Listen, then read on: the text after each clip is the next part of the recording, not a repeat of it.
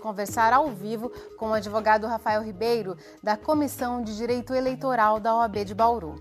Tem dúvidas sobre a campanha? Escreva ou ligue para a gente. O Unesp Notícias volta já já. Nós já falamos hoje sobre as regras para a campanha eleitoral. E neste ano teremos eleições com a maior influência das redes sociais da história. E como os candidatos podem fazer propaganda na internet? Sobre esse assunto a gente conversa com o coordenador da Comissão da OAB de Direito Eleitoral e de Fiscalização das Atividades do Poder Público. Recebemos o advogado Rafael de Almeida Ribeiro. Rafael, muito obrigada por sua presença aqui no Unesp Notícias. Eu agradeço em nome da OAB a oportunidade de estar podendo esclarecer esses fatos para os eleitores.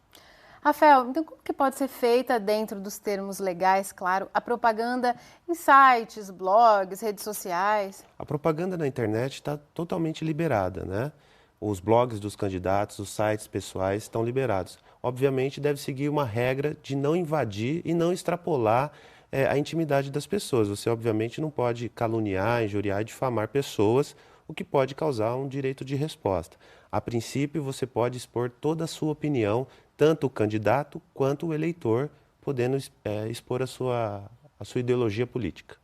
E o candidato pode enviar e-mails ou mensagens inbox, no caso do Facebook, ou SMS, quer dizer, mensagens dirigidas ao eleitor. Isso é legal? Sim, pela legislação é permitido. No caso do SMS, né, que estava mais popular agora, o Facebook, o candidato que enviar essa mensagem tem que colocar um link para que o eleitor possa pedir o descredenciamento para não receber mais essa mensagem, né? Então, no SMS, chegando a informação, o eleitor tem que ter a possibilidade de se pedir o descadastramento, não receber mais essa informação, tanto no SMS quanto no Facebook, com mensagens inbox, né? E, havendo esse pedido de descredenciamento, o candidato tem 48 horas para retirar esse eleitor do seu banco, do seu cadastro, sob pena de multa de R$100 por mensagem enviada. Quer dizer, então tem um prazo que também precisa ser observado. O candidato tem que ficar muito atento nesse descredenciamento, senão hoje a gente tem bancos de mensagem, cadastros que podem mandar 10 mil mensagens. Imagina R$100 por mensagem, né? Exatamente sobre isso, Rafael. O candidato ele pode comprar esses bancos de e-mails que muitas empresas têm já isso pronto? Não, a lei é taxativa, informando que é proibida a comercialização desse banco de dados, né? Um dos princípios da Justiça Eleitoral é que o candidato seja acessado pelos eleitores e não como era antigamente os candidatos acessando, né? Então é o eleitor que tem que buscar o candidato. Então tem que tomar muito cuidado com essa regra de banco de dados. Havendo essa comercialização, pode haver punição e as multas são elevadas até R$30 mil. E o eleitor tem o direito também, se é amigo de determinado candidato, mas não quer receber as mensagens, é só parar de seguir aquele candidato. Exatamente. Né? Por isso até que a propaganda na internet acaba sendo um pouco mais liberada do que no rádio e na televisão. Na rádio e na televisão você pode estar passando na rua e estar ouvindo informação, diferentemente da internet que você tem que acessar. De você, né? Exatamente. Na internet você tem que acessar aquela informação. Os candidatos que têm amigos e os amigos que acessaram e quiseram ficar amigos ou seguidores vão ter que ter a opção de continuar ou não seguindo ou sendo amigo desse candidato. E há algum tipo de restrição de propaganda em determinado site? Sites de pessoas jurídicas, associações, entidades de classe, esses sites estão proibidos de fazer propaganda. Não só o site, como a própria pessoa jurídica, né? Inclusive, recentemente, o Supremo está, por maioria, já definindo a inconstitucionalidade de doação de pessoa jurídica nas campanhas eleitorais. E você divulgar campanha eleitoral é uma doação, ainda que seja de bem estimável em dinheiro, né? E órgãos públicos também não podem? Também não podem. De maneira órgãos nenhuma. Públicos, principalmente, né? São os que quando a gente diz do uso da máquina, né? Se os órgãos públicos fizessem campanhas eleitorais, é o uso da máquina, tirando a paridade de armas, que a campanha política segue um princípio da igualdade. Todos têm que ter a mesma oportunidade. No caso do eleitor, Rafael, a pessoa tem liberdade de falar mal de determinado candidato na sua rede social com total liberdade? De forma alguma. A liberdade é de expressar a sua opinião, desde que não invada o campo do crime. Calúnia, injúria, difamação, fotos jocosas de candidato. sempre existe um limite que deve ser observado, é o limite do bom senso. Os comitês, eles estão de olho nessas manifestações das pessoas? O que você tem observado? Eles estão monitorando? Sem dúvida. Vem ganhando cada vez mais corpo a propaganda pela internet. E cada vez mais é o que vai ser feito. Até porque é o caminho mais barato de se fazer a campanha. As campanhas eleitorais são muito caras. A gente vê cada vez mais valores expressivos sendo utilizados.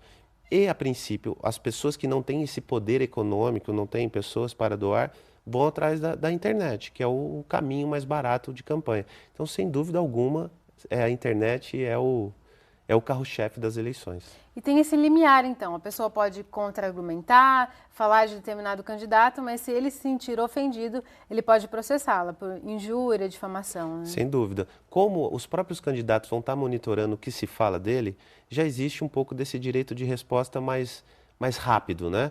Então, falou determinada coisa, a pessoa pode entrar ali no Facebook da pessoa, ou no Twitter, mesmo, e né? responder ali mesmo, porque é um campo mais aberto. Isso não impede que a Justiça Eleitoral, em casos mais graves e mais específicos, atue, tanto como crime como dano moral.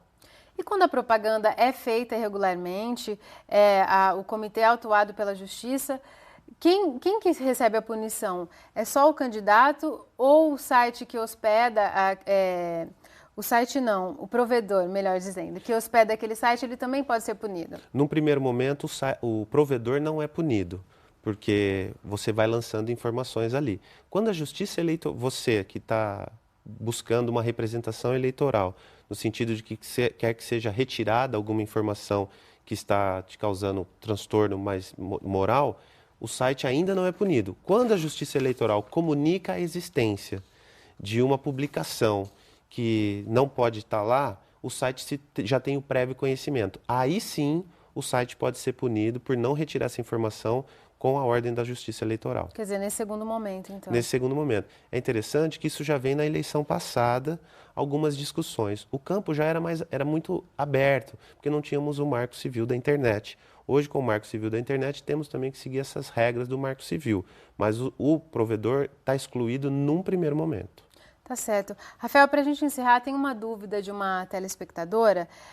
A Eduardo Johanna, não tem diretamente relação com a propaganda na internet, mas ela quer saber o seguinte: se um homem ou uma mulher transexual que não alterou os documentos ainda e, portanto, tem uma aparência diferente daquela que consta, né, no documento, ele pode ter algum problema na hora de votar? Ou se essa pessoa pode se adiantar e pedir algum documento em cartório que ateste que seja a mesma pessoa?